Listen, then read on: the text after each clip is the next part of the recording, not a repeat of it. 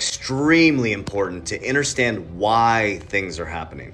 So let's talk about how a bank actually works and why these cryptocurrency exchanges are collapsing.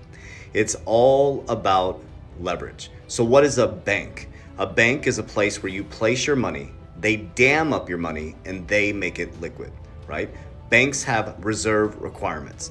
So a bank only has to keep 10% of your money, and the rules have actually changed since 2020, but we'll stick with the 10% rule. So when you go to a bank, you deposit your hard-earned money, they take your hard-earned money and they lend it out to the next person walking in. So you've worked a tough 40-hour shift, you deposit and trust the bank to hold your money, and they lend your money to Susie walking in. They give Susie a credit card, an auto loan, or a home loan. Or maybe she gets a personal loan and she takes a $10,000 personal loan and takes it to her bank. Now that bank gets to lend that money out as well. So now your hard-earned money has been lent out twice, and this can continue about 9 times. So the very bank that dams up your money takes your money and earns interest off your hard-earned work. So let's talk about what's happening in the financial system. There's a massive liquidity crisis. Since every time you walk into a bank or every time you put your money into a cryptocurrency exchange, hence FTX, Celsius, things like that, what they do is they take your money, they lend it out, or they invest it to make yield.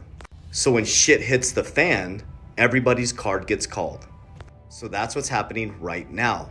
Companies, crypto, banks, I own multiple companies, everybody's cards are being called because we had so much access to cheap money for a long enough period of time that we could borrow our way out of trouble. And remember, the number one cost is employees. So this, in the crypto space and what's happening in banking, isn't just going to affect your banks and your money, it's going to affect your job. Now what you're about to see in the next 12 months is banks, companies that did not have capital reserves about to get smashed. So expect to see more exchanges fall. Expect to see smaller banks falter, and expect to see your companies laying people off because they can't borrow their way out of this problem now. So being a CEO of a company, we always make sure we have a healthy balance sheet. We have very little debt for our companies.